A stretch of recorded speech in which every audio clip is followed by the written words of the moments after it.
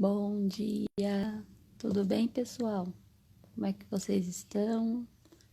Espero que tenha sido uma noite tranquila, em paz. Vamos começar aqui um breve estudo sobre Gênesis 2. Esperar um pouquinho o pessoal chegar. Enquanto isso, eu vou orar, agradecendo a Deus pela oportunidade. Senhor, em nome de Jesus, eu quero te agradecer por tudo que o Senhor tem feito em nossas vidas. Muito obrigado por este momento em que podemos ouvir a Tua voz, ó Deus, através da Tua palavra. Muito obrigado por esta oportunidade de caminhar com tantas pessoas, ó Deus, lendo a Bíblia, estudando, ó Pai. Isso nos alegra e nos motiva, ó Pai. Em nome de Jesus, que a Tua palavra seja pregada em todos os cantos dessa terra, Pai. E que o Senhor Jesus volte.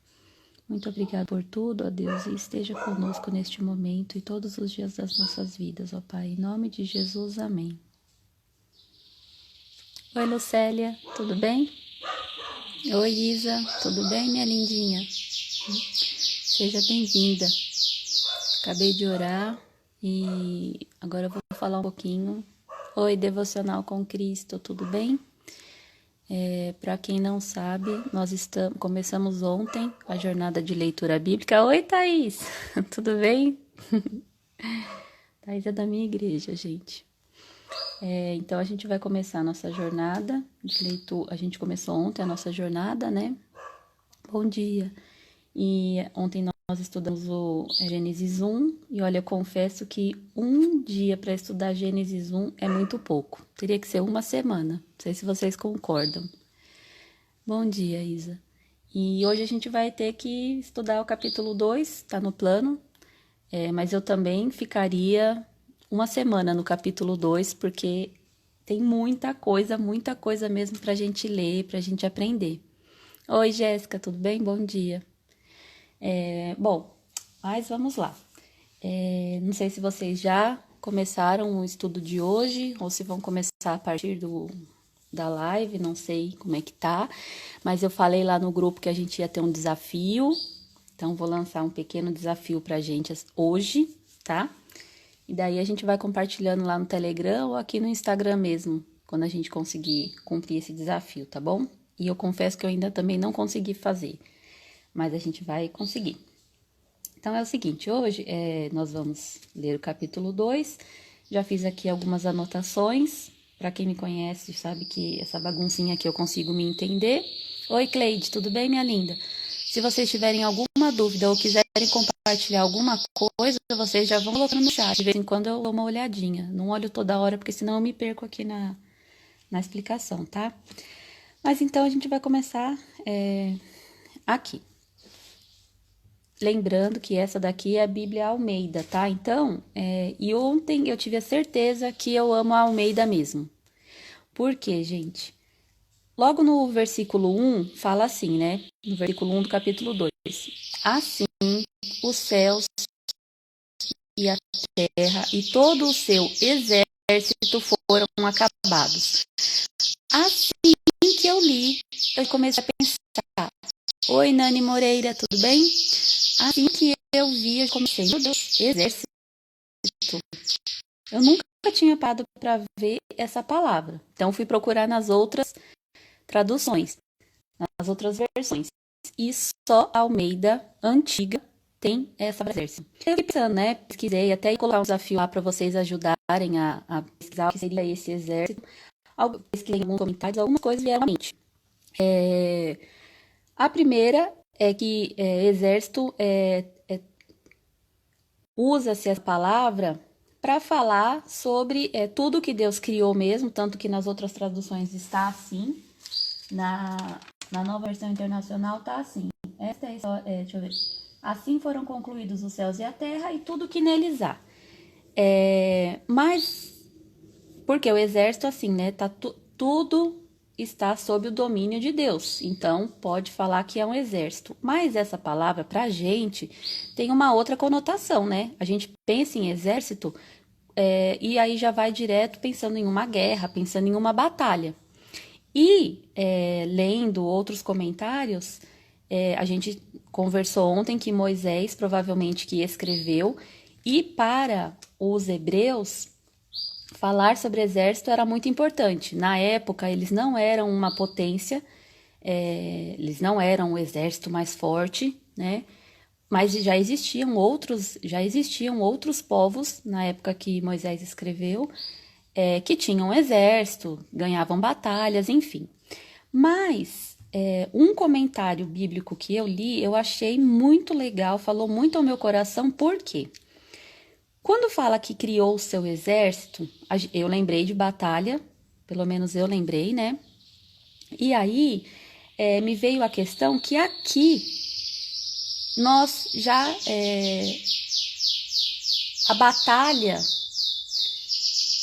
não do bem contra o mal e não de Deus contra o diabo, porque essa batalha não é uma batalha de igual para igual. Deus me livre, né? Até parece. A batalha espiritual que existe no mundo, desde a queda, desde que a serpente falou com Eva, é uma batalha entre Deus e o diabo. Por quê? E aí nesse comentário é muito bacana porque ele fala assim, eu vou até ler um pedacinho para vocês porque eu achei muito bacana, ó. Então Deus estava, né, já tinha criado, e a gente tem que lembrar o seguinte, o capítulo 1 e o capítulo 2 parece que eles se repetem, porque fala da criação e depois começa a falar da criação de novo. Mas falam com elementos diferentes, né? O capítulo 1 mostra uma certa ordem, e o capítulo 2 fala que Deus criou os céus e a terra, coloca alguns elementos e fala principalmente da criação do homem e da mulher. Então, nesse contexto, é como se a gente tivesse, a gente dá um panorama geral no capítulo 1, né? E aí no capítulo 2, é como se estivesse abrindo uma cortina para falar especificamente da criação do homem e da mulher. E por quê? Porque a humanidade é a coroa da criação, né? A gente já falou ontem sobre o ser humano ser mais importante que os animais. Não é importância de forma que a gente pode fazer o que a gente quiser aqui. Não. Nós não somos os dominadores, dessa forma ruim que a gente entende, mas nós somos a coroa da criação porque nós fomos feitos à imagem e semelhança de Deus. Então, aí aqui nesse comentário fala assim, o homem é a coroa da criação. Antes da criação do homem, houve uma conferência divina entre as pessoas da Trindade, o que não aconteceu em qualquer outro estágio da criação. Alguns anjos já haviam se rebelado contra Deus e com certeza ele sabia o que o homem faria. Contudo, ele, em sua graça e amor, modelou o primeiro homem à sua imagem no que se refere à personalidade do homem, mente, vontade, emoção, liberdade, mais que à aparência física. Deu ao homem o domínio sobre a terra e a posição mais alta na criação. Isso explica o ataque de Satanás. Pois ele, Lúcifer, já tivera essa posição e quisera outra mais alta ainda. Se Lúcifer não podia ter o lugar de Deus no universo, ele podia tentar pegar o lugar de Deus na vida do homem. E ele foi bem-sucedido. O homem perdeu o domínio sobre o pecado. Contudo, Cristo, o último Adão, reconquistou esse domínio para nós. Veja Romanos 5. Jesus, quando esteve na terra, provou que tinha domínio sobre os peixes, sobre as aves e sobre os animais. Então, eu lembrei dessa parte mesmo, né? A gente não usou na Bíblia na nossa leitura cronológica essa Bíblia aqui, que é a Bíblia do Edward Reese. Mas eu acho ela muito bacana porque todo mundo já ouviu falar sobre essa questão da queda de Satanás, né? Que era chamado de Lúcifer. Essa parte a gente entende, e aí eu fui perguntar para o meu pastor se realmente era coerente o que estava nessa Bíblia. Ele falou que sim, que existem teólogos que acreditam que especificamente a passagem de Isaías 14 e de Ezequiel 28, deixa eu ver se tem mais alguma aqui, e Ezequiel 28 fala da queda de Satanás. Então, nessa ordem cronológica aqui do Reese, o que ele faz? O primeiro versículo que ele coloca é João 1, que eu já tinha comentado uma vez, que ele fala, no princípio era aquele que é a palavra, ele estava com Deus e era Deus, ele estava com Deus no princípio, que isso mudou totalmente a a minha visão sobre Jesus, porque a minha primeira vez que eu li a Bíblia lá, quando eu era adolescente, né, a leitura, eu fiquei, nossa, mas Jesus só chega depois. Não, Jesus já estava aqui, né? Aí depois, antes de falar da criação, da criação das coisas do homem e da mulher e tal, já fala sobre Satanás ser expulso do céu. Então, são visões. A Bíblia que a gente está usando, que é a cronológica de aplicação pessoal, não colocou essas duas passagens como primeiro. Mas a gente sabe que, na verdade, o pouco que a gente sabe sobre essa queda, o mais próximo que se aproxima disso é realmente essa passagem de Isaías 14, do 12 ao 17. Se vocês quiserem anotar depois para ler, tá? Não vai dar tempo de ler tudo. E Ezequiel 28, do 13 ao 18, tá bom? Então, se vocês quiserem ler depois. E aí, ainda tem os tópicos que ele faz, porque vocês sabem que cada Bíblia vai... a pessoa, né, o conjunto de escritores vão colocando alguns tópicos, né? Isso já é desde da Bíblia Antiga e tal. E aí, aqui, esse tópico que ele foi colocando foi isso: Satanás é expulso, depois julgamento e terra criada para habitação. É uma cronologia bem diferente, assim, essa pré-existência, né? Essa pré-criação, tá? Não entrei aqui porque uma que a gente estava seguindo a outra Bíblia, mas fica uma coisa bacana para a gente estudar. E quem souber mais sobre isso também pode, por favor, nos ajudar, tá bom? Mas então, essa primeira parte aqui falando sobre o exército eu achei bem legal, porque não é uma luta de igual para igual. Jamais a gente pode ver aquele Yang, né? Yang, sei lá, aquele círculo preto e branco lá que fala do bem contra o mal, como se eles fossem exatamente equiparados. Não, não. O mal é a ausência de Deus. Não existe essa coisa de que é meio a meio, é uma batalha espiritual onde... Não, Deus, aliás, só acontecem as coisas que Deus permite, não que ele queira, mas que ele permite. Então, mesmo as ações do diabo em uma batalha espiritual, seja na nossa vida individual, seja na humanidade, ela é permitida por Deus e a gente sabe que já tem um final sobre isso, tá? Então, a primeira parte é isso. E aí depois o texto segue, né? E havendo Deus acabado no dia sétimo a sua obra que tinha feito, descansou no sétimo dia de toda a sua obra que tinha feito. Então, aqui eu peço licença, com todo respeito aos adventistas do sétimo dia, tenho primos que são... os respeito muito e acho muito linda a forma como eles enxergam o seguir a Jesus.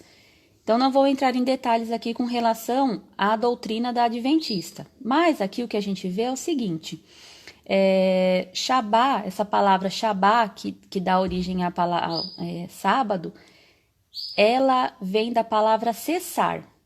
Esse princípio do sábado, ele é um princípio de descansar ao final de uma tarefa.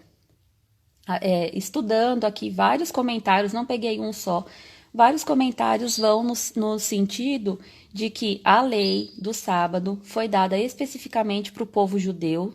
Nós sabemos que Jesus cumpriu essa lei porque ele viveu sob a lei, né? Então ele cumpriu. É óbvio que ele não cumpriu como os fariseus, tanto que ele curou no sábado. Então, nós vemos algumas... E aí, depois, ele ainda fala, né, que que o homem é senhor do sábado ou o sábado é senhor do homem, né? O que é que veio primeiro? Então, a lei, ela servia ao homem, e não o contrário, o homem servir à lei, né? E aí, o que acontece? Por que a gente, vou falar especificamente dos batistas e outras denominações, não guardamos o sábado? O sábado, para nós, ele é a sombra da lei, né? A gente pode ver isso lá em 2 Colossenses 2, do 13 ao 17. Como eu posso explicar? O sábado, ele foi dado aos judeus e ele é um princípio do descanso. Você precisa descansar depois de uma tarefa. Existia outros períodos sabáticos na Bíblia, depois a gente vai ver mais pra frente, né? Após 7 anos você podia descansar, você tinha que dar descanso pro animal. Existem vários tipos de descanso na Bíblia, né? E esse daqui foi um princípio dado por Deus. Depois de uma tarefa a gente descansa.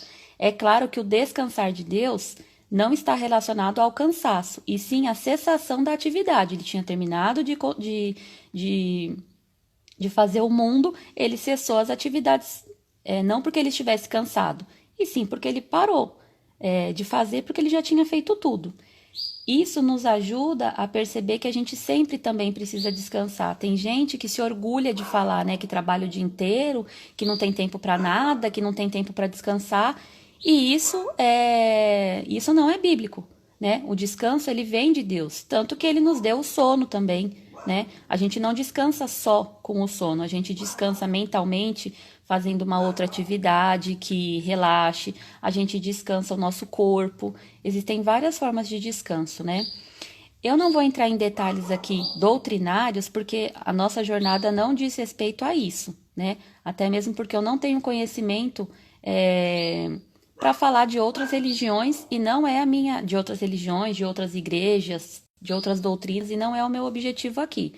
O que eu sempre pensei, desde a minha primeira jornada lá, que eu achei muito bacana, porque já tinha algumas discussões com relação a isso, porque eu conheço pessoas de outras denominações, e para mim tudo se resume em Romanos 14, 4, 13, que aí eu preciso ler, e aí eu vou ler até na NVI, porque eu acho que resume um pouquinho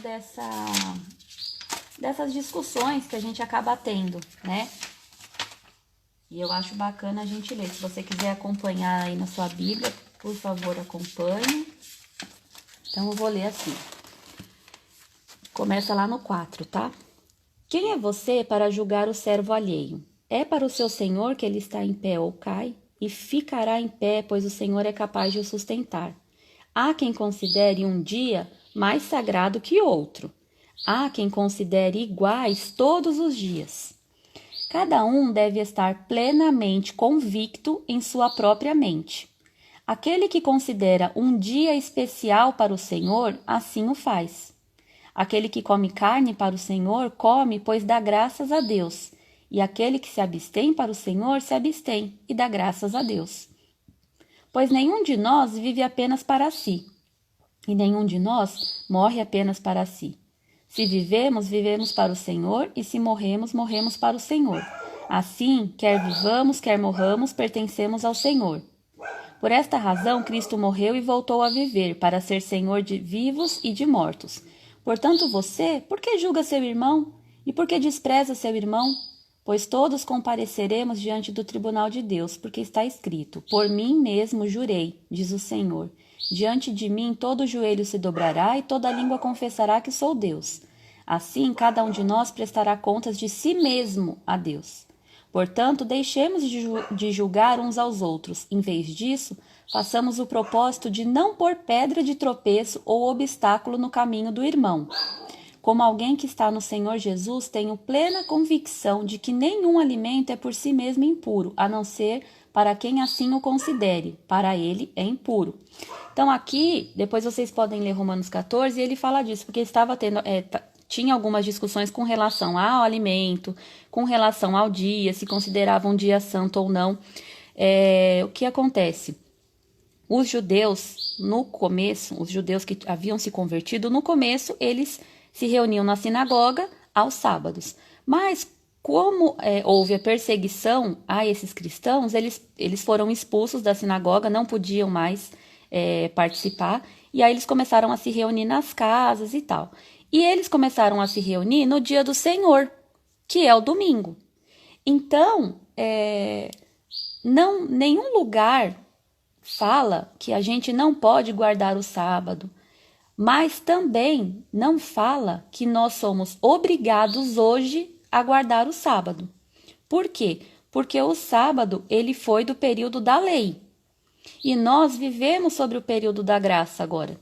através de Cristo Jesus. O dia em que nós comemoramos é a ressurreição, né?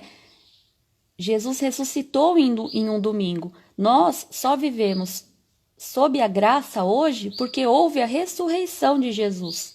Então, nós acabamos por fazer cultos aos domingos, mas nada impede que seja feito aos sábados também.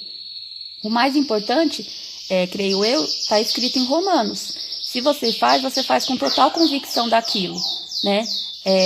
Você não pode, não, eu acho que eu estou fazendo errado, alguma coisa nesse sentido. Não, você tem que saber explicar a razão da sua fé, por que você está fazendo isso, e fazer de coração. Com relação ao alimento, eu não vou falar agora, porque a gente não vai falar dessa questão agora, mas também lá está escrito sobre isso. Você come ou não, você faça convicto do que você está fazendo, porque isso é uma coisa secundária quando Jesus veio. Os judeus, sim, tiveram, a gente vai ler isso, né, mais para frente, eles tinham que seguir leis muito rígidas com relação a tudo, né? E não que a gente não tenha que cumprir a lei, mas é que Jesus a cumpriu de forma excelente, integral. E hoje nós vivemos sobre a graça, tá? Se você ficou com alguma dúvida com relação ao sábado, se você quiser conversar com a gente depois, não tem problema, pode conversar, tá bom? Mas eu procurei vários comentários e no meu coração sempre já esteve isso mesmo. Não julgo os irmãos que guardam o sábado, mas eu jamais vou acreditar que é o sábado que me faz ser salva, por exemplo, ou que é o sábado ou que o selo é o sábado, né? Não é. Eu não vejo base bíblica para gente colocar o sábado como o mandamento mais importante, por exemplo, né? Mas isso fica para uma outra hora. Só quis falar sobre isso porque fala um pouquinho disso aqui e a gente vai ver, né? Que o sábado volta, óbvio, lá em Êxodo 20, porque ele faz parte dos 10 mandamentos, tá? Mas hoje a gente sabe que o princípio não é o 7º dia em si, mas é o princípio do descanso ao final de uma tarefa.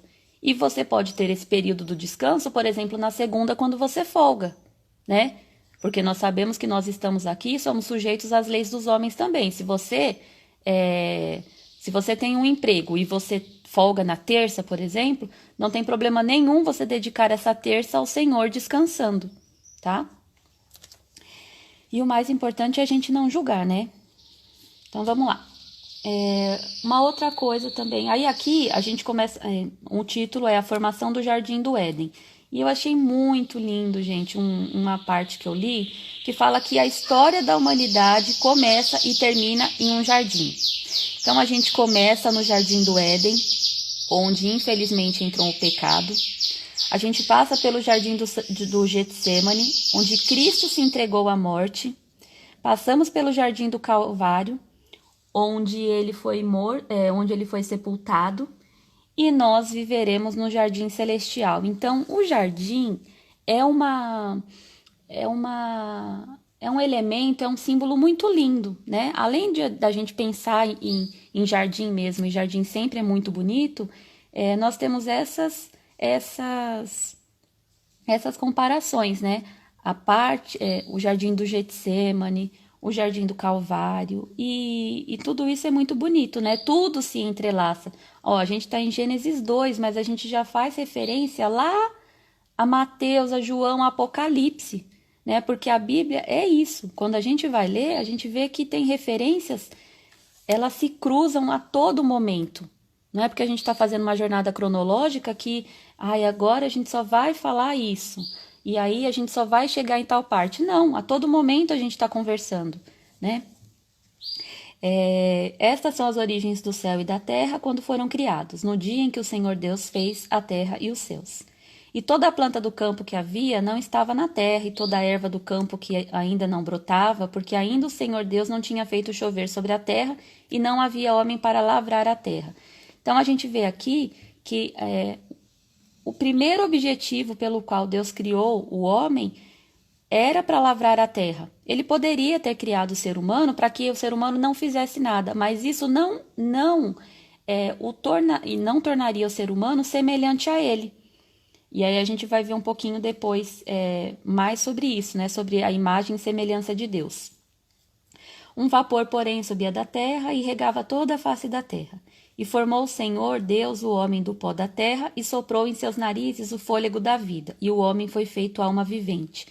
Que é uma coisa muito linda também, né, gente? Uma vez eu estava vendo numa aula de biologia, o professor era evolucionista, não acreditava, né? Não acreditava em Deus e tal, mas ele chegou a comentar, tudo bem que lá na Bíblia está falando, né, que veio do pó. Se a gente parar para pensar, os elementos que existem na Terra também existem no ser humano. Nossa, e aquilo foi muito bacana, assim, porque realmente nós temos elementos no nosso corpo que são elementos que existem na Terra também, na natureza. Não que a Bíblia se importe, tenha o objetivo de explicar como o ser humano foi feito dessa forma, né? O que é mais importante, como eu já falei ontem, é saber que Deus criou o ser humano. Mas essa parte aqui que fala sobre o fôlego da vida eu até me emociono um pouco porque a gente está vendo que as pessoas hoje em dia, sejam ricas ou pobres, elas estão morrendo porque elas não estão conseguindo respirar, né? E eu até contei essa experiência. No começo da pandemia, eu tive uma crise de ansiedade e eu não conseguia respirar por conta dessa crise. Eu costumo falar que eu que acreditava tanto na minha mente, que se eu tivesse uma mente sã estaria bem, a mente me traiu, me enganou. E aí quando me veio essa crise, que eu sentei no sofá, falei pro meu marido, primeiro eu abracei ele, aí ele viu que eu tava branca, né, meu coração tava disparado, e aí eu sentei, ele falou, eu vou chamar sua mãe, eu, não, calma aí. E na hora que eu sentei, o que me veio à cabeça foi o Espírito Santo. E a gente tinha feito um estudo sobre a palavra ruach, né, que é a palavra para Espírito Santo, que é esse vento, que é esse fôlego, que é esse ar. Então, a gente vê que o Espírito Santo ele está a todo momento presente na nossa vida, né? Desde lá do começo, ele, como eu falei ontem, ele é totalmente ativo na criação e ele é que nos sustenta, né? Então, toda vez quando a gente fala a gente é templo do Espírito Santo, é como se eu sinto como se ele estivesse me preenchendo completamente por dentro, né? Assim como a gente sente o ar e a gente precisa puxar esse ar, se não fosse o fôlego de vida do Espírito Santo, nós não estaríamos aqui, né? Então, louvado seja Deus por isso. E aí o texto continua, né? E o Senhor Deus fez brotar da terra toda a árvore agradável à vista e boa para a comida, e a árvore da vida no meio do jardim, e a árvore da ciência do bem e do mal. Quem me conhece sabe o quanto eu amo árvores, né? Para mim, assim, não existe, de verdade, não tô sendo demagoga, gente. Para mim não existe nada que tenha um design tão lindo quanto árvore. Uma por conta da variedade, mas assim, para mim a árvore é fenomenal. E aí, eu amo essa parte, porque, meu Deus, né? A gente aqui tinha a árvore da vida que estava no meio do jardim, né? O meio é o lugar onde quando a gente procura uma referência, né? E a árvore estava ali, estava no meio. Eles andavam por todo o jardim e eles enxergavam aquela árvore da vida. Aqui fala, né? A árvore da vida no meio do jardim e a árvore da ciência do bem e do mal. Que pelo texto não fala que estava do lado, né? Fala que tinha essa árvore da ciência do bem e do mal. Então, às vezes, eu até fiquei pensando, meu Deus, né? O mais óbvio estava na nossa frente, estava na frente de Adão e Eva, e ele procurou o que não era óbvio, né? Que era a árvore da ciência do bem e do mal. Essa parte da árvore da ciência, eu também ficava pensando, né? Quando eu era mais jovem. Nossa, mas por que Deus teve que colocar um negócio desse lá, né? Poxa, sabia o que ia acontecer, sabia que o ser humano ia. Mas, meu Deus, Se ele não tivesse feito isso, como nós seríamos a imagem e semelhança dele? Nós não teríamos a liberdade, né, de escolha. E isso é o mais lindo de sermos feitos à imagem e semelhança de Deus. Se ele não tivesse colocado essa árvore ali, nós seríamos como bonecos, né? Porque nós não tem nada ali que nos teste, né? Não tem nada ali que testasse o ser humano para que ele pudesse fazer a escolha ou não. A gente que é pai, a gente vai criando a criança para que ela faça escolhas. Mas, enquanto a criança é muito criancinha, você não vai, de repente, se ela não tem essa capacidade de escolha, você não vai colocar lá, não, vou deixar uma faca aqui e um negócio ali. É uma comparação meio tosca, mas assim, você não vai fazer isso.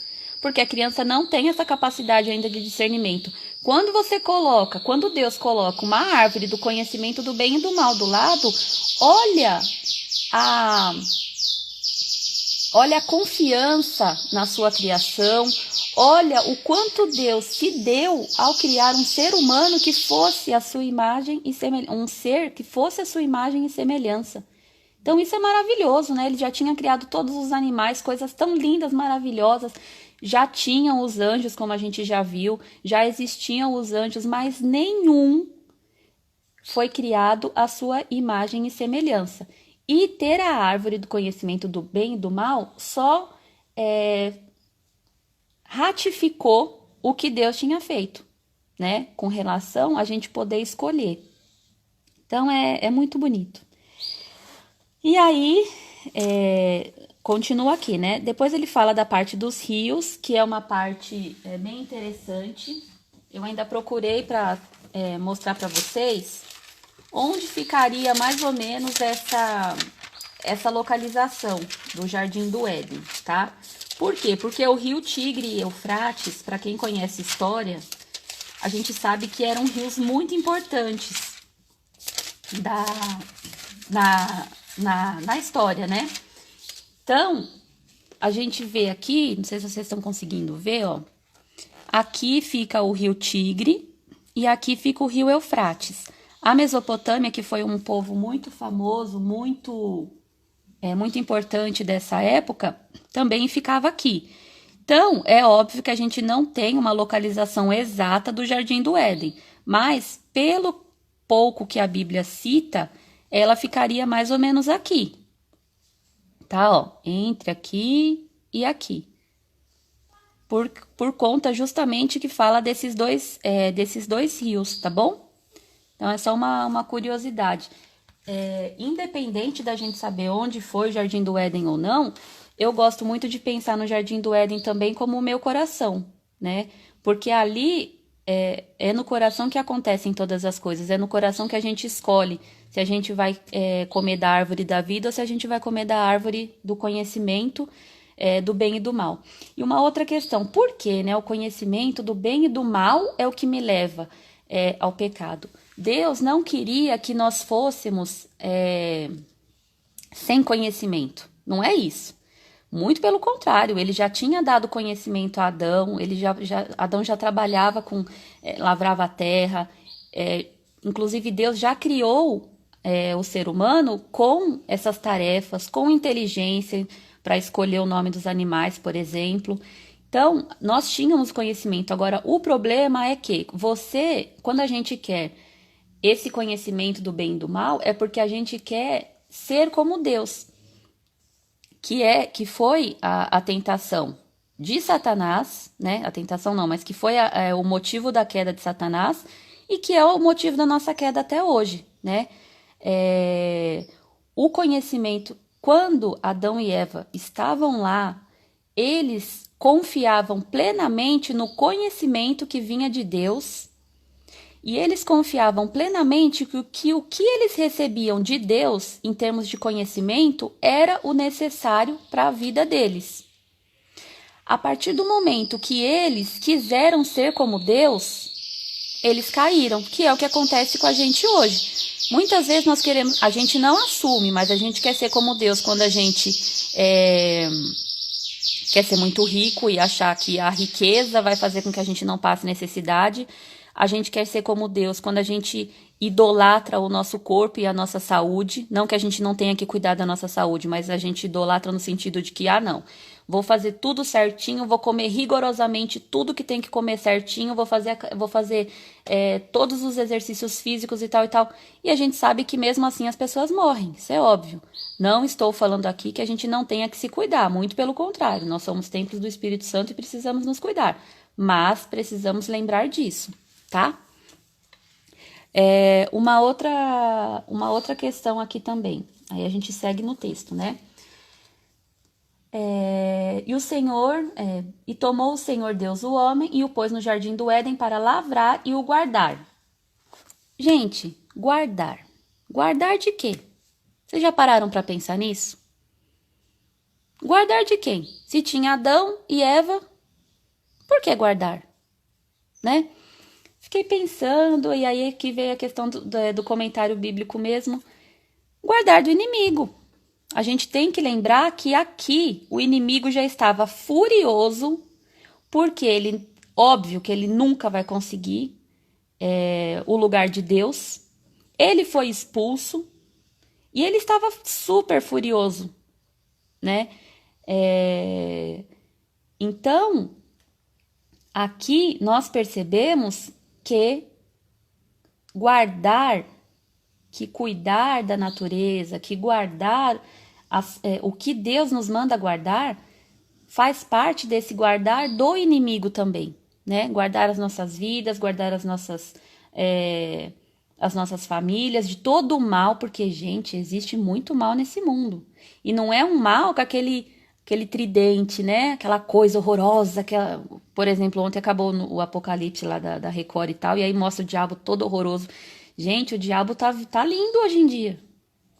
O diabo tá uma gracinha, né? O diabo, ele tá trabalhando em diversos formatos. Em formato de que, todos somos iguais. Em formato de que, todos... Tem tanta coisa que o diabo tá conseguindo enganar a gente.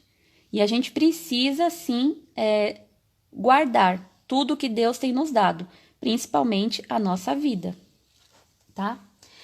E aí vem, né, essa questão. E ordenou o Senhor Deus ao homem, dizendo: de toda árvore do jardim comerás livremente, mas da árvore da ciência do bem e do mal, dela não comerás, porque no dia em que dela comeres, certamente morrerás. Gente do céu, por isso que eu falei que Gênesis 2 tem muita coisa. Então a gente vê aqui o primeiro mandamento, né, que era... Esse primeiro mandamento não era comer ou não fruto, né, isso é uma coisa... simples a gente pensar, poxa, né, não podia comer, era um fruto diferente. Não, a questão aqui é a mesma questão que a gente segue até hoje, que é aprender a confiar de que o que Deus fala pra gente não fazer, a gente não pode fazer. E que o que Deus manda a gente fazer é bom que a gente faça, né? Ontem nós conversamos um pouquinho sobre isso. O mundo, ele tá muito relativizado. Tudo é relativo hoje em dia. Nada é verdadeiro, não existe verdade absoluta, não existe uma regra, né, a você seguir. Você faz as suas regras, você é dono da sua vida, você é dono das suas regras. Quando, na verdade, isso é você querer se colocar como Deus. Então, a gente sempre precisa lembrar que essa questão da gente comer da árvore, né, de Adão e Eva ter comido da árvore, não diz respeito só ao fruto, mas envolve a questão de você acreditar que fazer certas coisas não é bom. Por mais que hoje em dia, não, mas não tem nada a ver, né? Se a gente fizer tal coisa, não tem problema.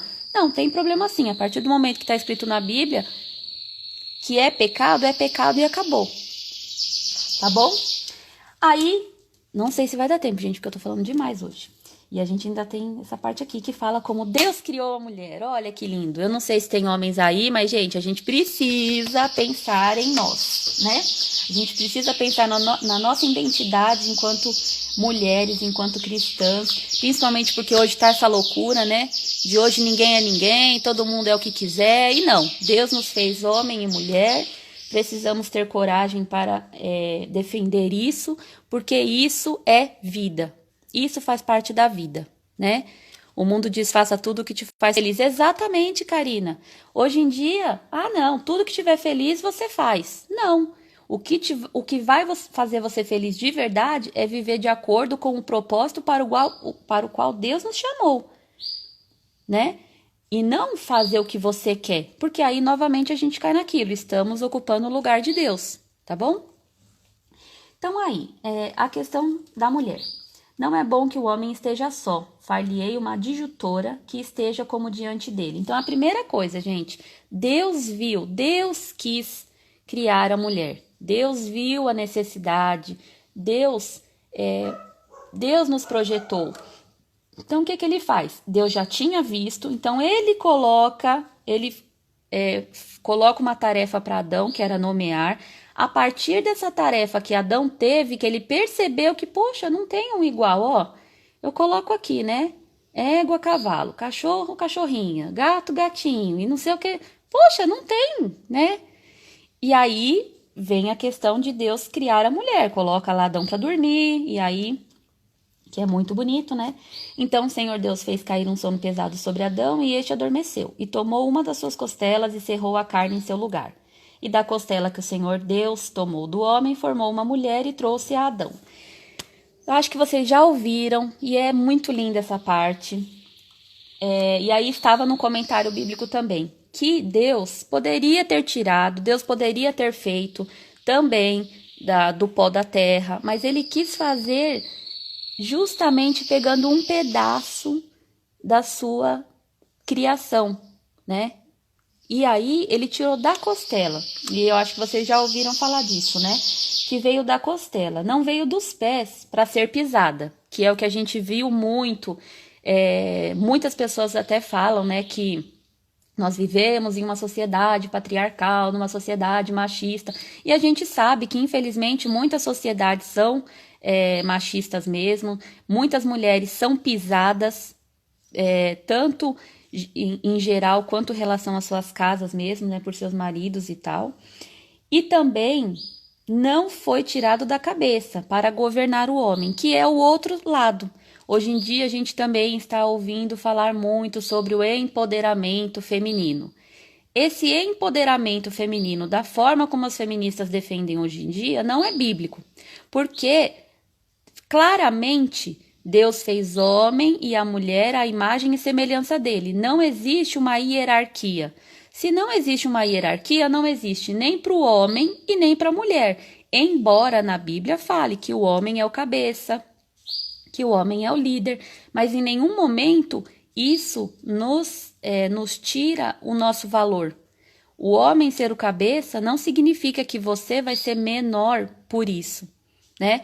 É simplesmente uma ordenança de Deus, porque assim como Jesus é o cabeça da igreja, o homem é o cabeça do lar, né? E isso desde Adão e Eva. Ele era o líder. Mas fez da costela para estar perto dele, do coração dele e ser amada por ele. Então isso é muito lindo, né? Todos os casamentos a gente tivesse essa oportunidade. Eu louvo a Deus assim pelo meu casamento, porque o meu marido me vê mesmo como uma costela, né? Nós não somos aqui. Ele nunca pisou em mim. Sempre me tratou com muito respeito, com muito amor. E a mulher é meio difícil, né, gente? Então, às vezes a gente dá umas querer ocupar o espaço dele e tal, mas a todo momento a gente tem que lembrar que ele é o cabeça, né? E isso é maravilhoso. E lembrando também que a costela no nosso corpo humano, ela tem uma função fundamental. Ela protege o nosso coração, protege o nosso pulmão, parte do nosso fígado, e ele nos ajuda a respirar. Então, gente, não vamos cair nem de um lado e nem do outro. Nós não podemos ser subjugadas como mulheres, e nós não podemos ocupar o lugar dos homens. Nós somos diferentes, iguais perante Deus, mas diferentes em nossas funções aqui na Terra. Temos características diferentes, sim. Nós, como mulheres, temos algumas características que só nós mulheres temos, assim como os homens também têm, e nós não podemos nos esquecer disso, por mais que o mundo fale que não. Tudo bem? Tá acabando, gente. E por último, eu queria falar o seguinte. Deixa eu ver se eu lembrei aqui. Ah, tá. O último versículo fala, né? Porque daí já vem a parte, amanhã é a parte da queda, e aí, meu Deus. E aí o último versículo fala assim: e ambos estavam nus, o homem e a sua mulher, e não se envergonhavam. Essa parte é uma parte muito bacana, que eu já tinha estudado, já tinha pensado sobre isso há um tempo.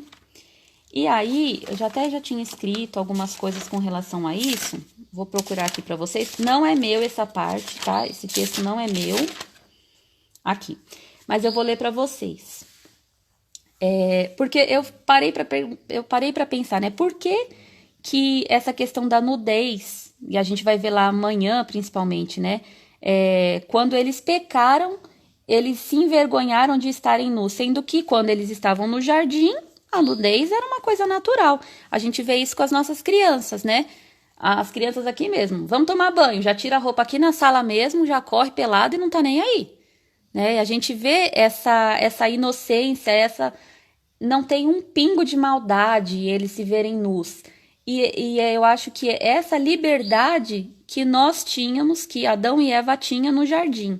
E que foi perdido, infelizmente, né? E que é o causador de tantos males hoje em dia com relação à sexualidade, né? Então, aqui, ó, a vergonha e, consequentemente, a vontade de se esconder surge porque o pecado nos envergonha, principalmente quando descoberto por um semelhante. Como disse Marcelo Bortolini, todos nós já sentimos vergonha de alguma coisa. Quantas vezes não nos sentimos nus diante dos olhos dos outros?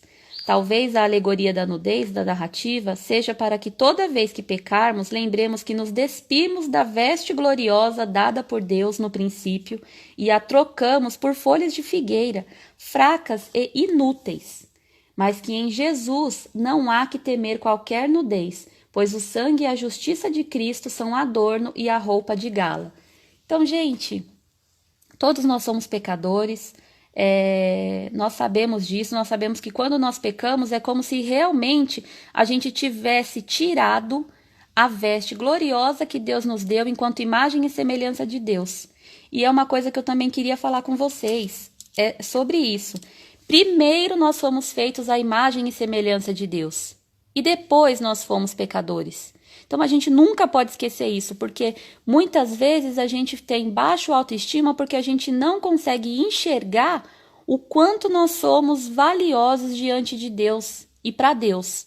Então a gente não pode esquecer isso, né? Primeiro nós fomos feitos à imagem de Deus. Nós somos pecadores? Somos. Nós só seremos livres totalmente do pecado quando nós formos morar com Jesus. Mas, em primeiro lugar, Deus nos enxerga como a sua imagem e a sua semelhança. Antes dele enxergar a Daiane pecadora, ele enxerga a Daiane que foi feita à imagem e semelhança dele. E isso é maravilhoso, em nome de Jesus, né? Então, gente, qual é o desafio? Você vai citar uma coisa que realmente você gosta em você, porque nós temos um grande problema de não nos valorizarmos, né? Uma coisa é nós nos sentirmos orgulhosos do que somos, e isso é pecado.